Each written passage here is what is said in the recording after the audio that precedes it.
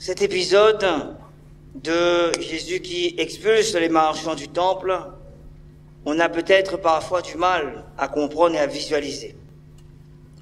Pour cela, il faut prendre, on va dire, l'église, la paroisse, l'église de Sainte-Suzanne, multiplié par 6, au minimum. Donc, regarde l'espace là, multiplier ça par 6, pour voir ne serait-ce un minimum de ce que donne le temple de Jérusalem, qui est assez grand.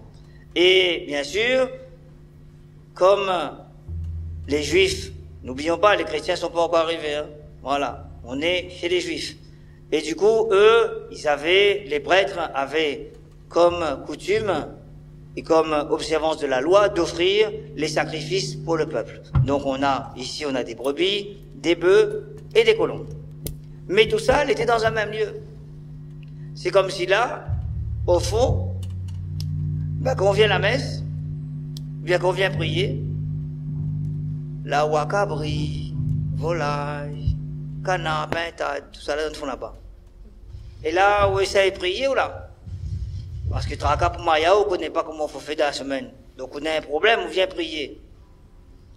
Et quand on essaye de prier, on entend toute qualité des animaux dire là-bas. Le coq là décide de chanter, même si le soleil finit de lever. Là, par exemple, dans la messe, imagine, il arrive d'un instant, il dit, prenez, ceci est mon corps, mais vous avez tout va derrière le corps de Jésus qu'on peut dire là. Alors imaginez aussi on va mettre ça à l'époque d'aujourd'hui. Imagine, il dit, prenez, ceci est mon sang. Si n'est l'odeur sa moussa là, pas son nez là. Ou garde calice là, mais ou un triangle. Ou plutôt le samoussa que le sang du Christ. Ça veut dire que tu es déconcentré. Et par exemple, ça arrive, parfois, quand on est en train de lire, l'auto il passe, une grosse musique de tendons. Ou essayer de suivre la lecture, mais en même temps, la musique dehors, là, il y a une petite ambiance qu'on connaît bien, ouais. Donc, de temps en temps, on décroche. Donc, c'était difficile de dire, tiens, je viens prier avec tout ce désordre-là. Sans compter, comme on parle de changeurs, c'est tout simplement parce que, ils n'avaient pas la même monnaie. Voilà. Donc, il fallait changer. Par exemple, si Mauricien vient, l'INA roupie, il faut pas 100 €. Donc, tout ça là, tu fait ça dans le fond. Donc, on avait tout un désordre. Et c'était difficile pour celui qui venait prier, de prendre le temps, de cette rencontre avec son Dieu. Et le Seigneur, Jésus va arriver pour dire, bon, on revient à l'essentiel là, on a oublié ce que ça veut dire, ce temple de Jérusalem. Qui nous rappelle avant tout l'arche d'alliance, la tente de la rencontre dans l'Ancien Testament, c'était le lieu où on marquait la présence de Dieu parmi son peuple. Voilà. Et ça se voyait, par exemple, on voyait une nuée qui sortait de la tente ou qui arrivait, on dit Dieu arrive et Dieu ça va. Mais c'est une façon imagée de dire Dieu vient visiter son peuple. Dieu vient avec son peuple, ce peuple qu'il a choisi. Bon, après, avec le temps, voilà, parce qu'au début, ils sont nomades, donc il y a cette tente de la rencontre là, qui va devenir un temple en dur. Donc on va construire le temple. Mais le temple sera détruit, reconstruit, détruit, reconstruit. Bon, aujourd'hui, il reste une partie de ce temple qu'on appelle le mur des lamentations. Voilà, qui est un des restes du temple de Jérusalem. Et ainsi, donc, Jésus veut faire comprendre, mais qu'est-ce qu'on a fait de la maison de Dieu? Parce que là, il n'est plus question de prière, là. Parce qu'on a l'impression que les prêtres, les pharisiens, les scribes, tout ça là, les maillaient en même temps, et que celui qui vient vendre son mouton, ses brebis, son bœuf là, c'est comme marché forain ça, il faut les payer sur l'emplacement. Mais, on lui a dit, écoute, pour pouvoir vendre ça, c'est tant. Mais comme tu es dans le temple de Dieu, donc il faut payer la part du Seigneur. Donc, il en rajoute encore. Si par exemple, je dois payer 10 pièces, je rajoute, c'est 15 pièces, parce qu'on a 5 pièces pour le Seigneur. Comme si le Seigneur a dit, oh, il a besoin de 5 pièces, lui. Mais on fixait comme ça. Donc, il y avait aussi un trafic, il y avait du vol. Voilà. Il y avait de la malhonnêteté. Selon, et ça on le voit parfois, selon la tête le monde, mais voir comment m'y vendent. Si au tête il plaît moins bien, m'y vendent à un colombe, par exemple, 10 €, mais si au tête il plaît pas moins, 20 €. En déguisant, 10 € c'est pour le Seigneur. Ah, on ne connaît pas où, mais 10 euros, ça va pas pour le Seigneur, ça dans son poche. Donc vous imaginez que là, on est dans le temple du Seigneur, dans le temple, et on est en train de se voler les uns les autres. Il y avait un trafic. Donc le Seigneur dit, on va remettre de l'ordre parce que ce lieu-là, c'est pas un lieu de commerce. C'est un lieu où le croyant vient voir son Dieu et le Dieu vient voir son enfant. Voilà. Donc de dire, il y a cette rencontre entre Dieu et l'homme, entre le Créateur et le créé. Et ça a été effacé au fur et à mesure. Voilà. Parce que, forcément, vendre un bœuf, il coûte plus cher que vendre des colombes, hein. Donc forcément, il y a plus d'argent à gagner. Donc, il y a un trafic qui se faisait. Revenir à l'essentiel. Et ça peut nous aider dans notre vie de chrétien. Déjà dans la vie de tous les jours, mettre de l'ordre. Parce que, parfois on mène une vie un peu dispersée. Nous veut tellement être partout que nous l'est nulle part. Il faut m'y aider un tel, il faut m'y faire ça, il faut m'y ça fait ça, il faut m'y s'attrape ça, il faut m'y ça fait ça. Ou arrive au bout de la journée, parfois on pose la question, qu'est-ce que ça m'a fait de mon journée en fait? On a l'impression, je sais pas, m'a posé un temps, on dit, on m'a pas fait rien. Ben oui, t'as rien fait, t'as voulu être des étoiles filantes. Voilà, on peut appeler ça comme ça, t'as été une étoile filante, ou passe ici, ou à passe là-bas, ou à passe ici, ou à dépasse là-bas. Ben à force de passer, on va te repasser, mon ami. Pose-toi. Regarde, qu'est-ce que tu as à faire? Quelle est la priorité? Et ça, si chaque jour nous fait ça là, on avance beaucoup plus facilement. Même si, par exemple, la différence entre un bonhomme et une madame. Mais madame, il a fait 4 affaires en même temps, il a fait que manger, il a repasse là, il a gagné, écoute, je sais pas quoi ça, il a gagné travail là-bas. Et c'est là où dit, le Seigneur a bien fait les choses, il a créé l'homme, pour dire le bonhomme, c'est un dossier à la fois. Si vous l'avez dit, il fait vaisselle, là, il dit, moi, il fait vaisselle, là, pas dire, moi, il fait que manger, il dit, moi, il fait vaisselle. Donc, il prend son temps pour nettoyer les assiettes, là, ouais. Il utilise un bidon savon pour des assiettes, mais il n'est pas grave, mais il nettoie quand même, ça sera bien propre. Mais une manière de dire, tiens, quand je fais quelque chose, est-ce que je suis véritablement présent dans ce que je fais? Que souvent, je fais quelque chose, mais je ne suis pas présent. Et ça va aussi pour ma prière. Ma prière peut être parasitée. Reviens à l'essentiel, même dans ta vie de prière. De dire, tiens, comment est-ce que je prie aujourd'hui? Il ne s'agit pas de dire, il faut que nous prions tous de la même manière, hein, mais de dire, parfois, c'est vrai, il y a des habitudes dans la prière. Des bonnes habitudes. Mais il y a aussi des mauvaises habitudes. Et je vais prendre l'exemple pour venir à l'église. Quand on vient à l'église, et j'en parlerai tout à l'heure pour les annonces, quand je viens à l'église, où ça va en premier? Beaucoup de chrétiens, quand ils entrent dans l'église, ils s'en vont là-bas. Je dis beaucoup, m'a pas dit tout le monde, hein. Beaucoup de chrétiens vont d'abord à la Vierge Marie. Qui s'allait manger la croix? Lycée, on dirait le dernier. Et encore, s'il a le temps. Reviens à l'essentiel de ta vie. Donc déjà, quand tu viens à l'église, la première chose, tu salues le Christ. C'est lui le maître de la maison. C'est pas Marie. Tu viens, tu salues le Christ. Et souvent, quelles que soient les églises, la présence réelle est remarquée par cette petite lumière rouge là. Il dit, tiens, je salue Jésus, je me présente à lui. C'est lui qui va porter le fardeau de ma vie. Donc c'est à lui que je viens me confier d'abord. Ensuite, une fois que j'ai salué le Christ, allez, Sainte Marie, Sainte Suzanne, Saint Joseph, Saint Antoine, Sainte Thérèse de l'Enfant Jésus, Jésus miséricordieux, voilà, qu'importe, précieux sang de Jésus dit là-bas, Sacré-Cœur plutôt, voilà. Après, mais au départ, le Christ. Donc ce qui veut dire que parfois dans ma vie de prière, même avant de faire mon chapelet, je fais mon signe de croix. Jésus, je te confie ce chapelet. Jésus, viens avec moi dans ce temps de prière.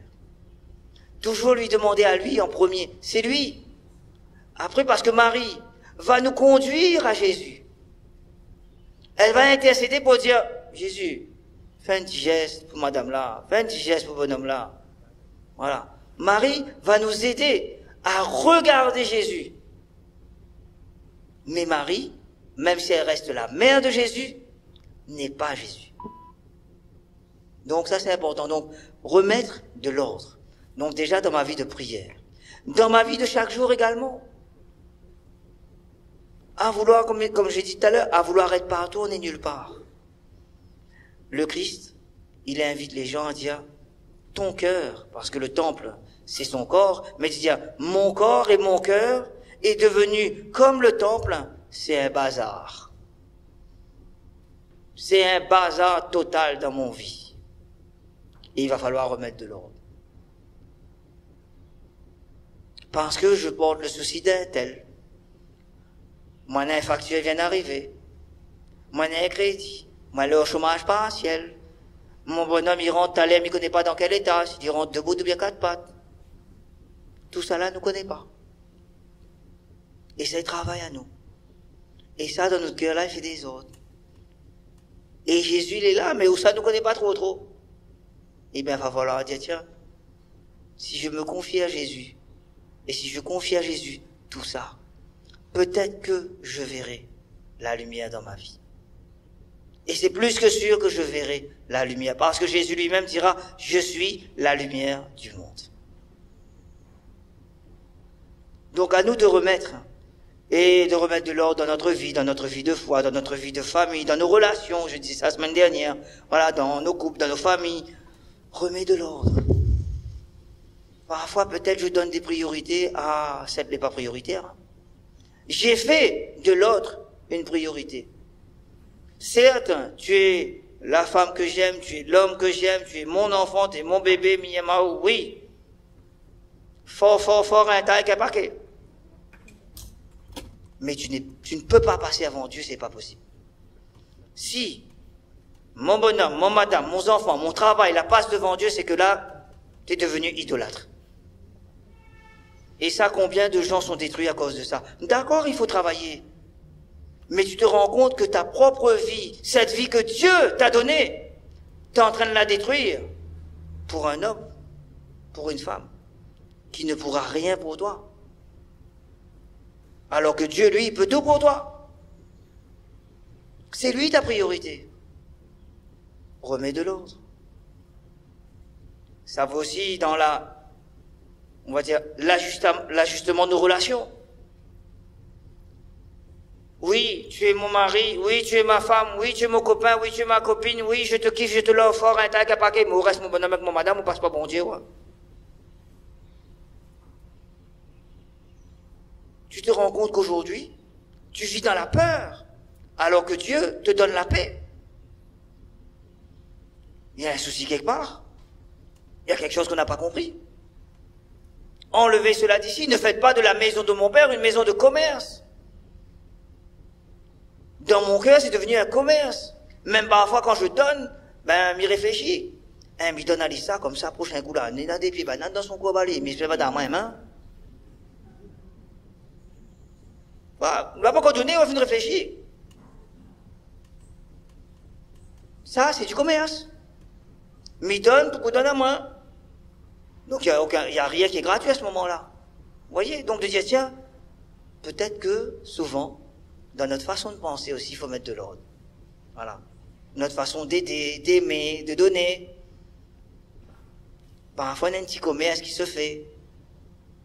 Même avec le bon Dieu, on peut être comme ça. Bon, Seigneur, la pluie est tombée hier soir, on en a la boue partout pour mettre ça à la messe, mais Seigneur, garde mon dossier, s'il vous plaît, merci. Fais en sorte que, tu commerces avec Dieu maintenant. On peut souvent, et même parfois notre prière, on fait les fameuses promesses. Je promets à Dieu de venir à la messe tous les dimanches si mon bonhomme y arrête de boire. C'est commerce, ça. Non, confie ton homme, ton mari, un tel, confie ce souci-là à Jésus et laisse-le s'en occuper. Jésus, il est suffisamment grand pour s'occuper de tes problèmes. Mais il va pas commercer avec lui. Il n'a pas demandé de promesse. Il n'a pas dit, oh, fais ça pour gagner ça. Non. Parce que Jésus aurait dit, ben oui, mais moi, m'y veut aller sur la croix, m'y veut mort pour Sauver, mais à condition que, non, il l'a fait librement. Par amour pour chacun. C'est ça que nous oublions. Le faire, chaque chose que nous faisons, le faire par amour pour chacun. Alors demandons à Jésus, de venir relever nos cœurs, nos corps, ce corps, déjà charnel que nous avons, marqué par le péché, mais ce corps qui est aussi l'Église. Viens relever ton Église, Seigneur. Même dans ce temps de pandémie, que la foi des chrétiens ne disparaisse pas. Que les chrétiens continuent à croire en Jésus.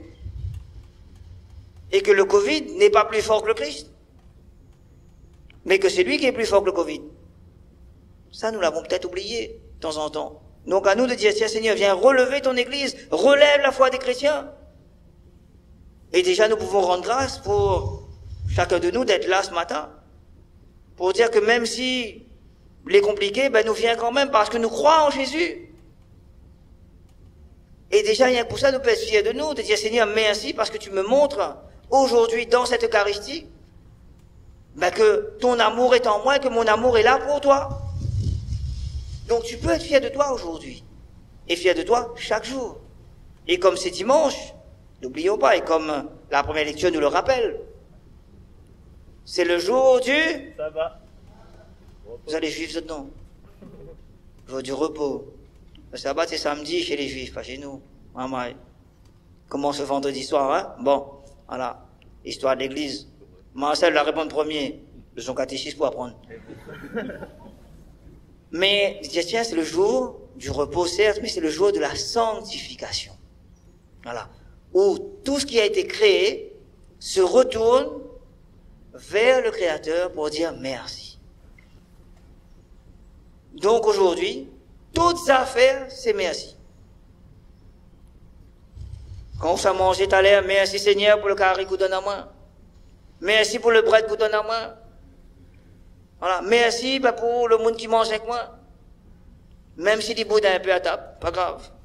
Voilà. Mais merci, tout se dit merci. Merci pour l'Eucharistie qu'on a eu, merci pour l'auto qui a démarré ce matin malgré la pluie hier soir. Voilà. Merci pour la pluie qu'on a eue. Voilà. Merci, merci, merci. Aujourd'hui, le dimanche, c'est le jour où chacun de nous rendons grâce à Dieu pour tout ce que nous avons gagné pour cette semaine. Et si nous regardons bien la semaine, elle était longue. Un journée ne suffirait pas. Et pourtant, c'est l'effort que nous avons à faire. Pour dire, je vais me retourner vers celui qui m'a créé, parce que sans lui, ma vie n'a pas de sens. Et c'est comme ça que je mets de l'ordre dans ma vie, pour dire, je vais d'abord vers celui qui m'a créé, qui me rappelle que je suis créé à son image et à sa ressemblance, et qui me rappelle surtout que je suis beau et que je suis toujours belle et toujours beau à ses yeux, à lui. Même si nous sommes pécheurs, nous sommes les jolis enfants du bon Dieu. Donc, ce qui veut dire que d'un instant, quand je t'y arrive, la case, voilà, si tu mets ta sauté derrière l'autre, pour cette les plus aider à la case là. Là, tu passes devant le miroir. Merci Seigneur pour le joli monde que m'aider. Après, ça va, ou là, ça place au camarade. Voilà. Mais, ne pas avoir peur de dire, mais Seigneur, parce que, même si les gens, ils trouvent pas moins joli, ça, pas grave, ça. Mais, Dieu, lui, il m'a créé. Et il sait que je suis beau et que je suis belle. Moi, c'est son joli enfant. Il ne regarde pas si c'est le premier ou le dernier. Mais, chacun de nous, nous sommes son joli enfant. Peut-être que ça nous l'a oublié.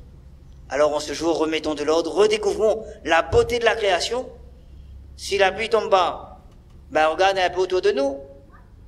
Regarde la création, regarde les arbres, regarde tout ça là, regarde la montagne, tout ça là. Louez le Seigneur pour ça. Chante le cantique de la création. Mon Dieu, tu es grand, tu es beau. Remets de l'ordre. Le dimanche, c'est le jour où tu rends grâce à Dieu pour cette sainteté qu'il donne à chacun. Alors que le Seigneur nous aide à vraiment acclamer son nom. Amen.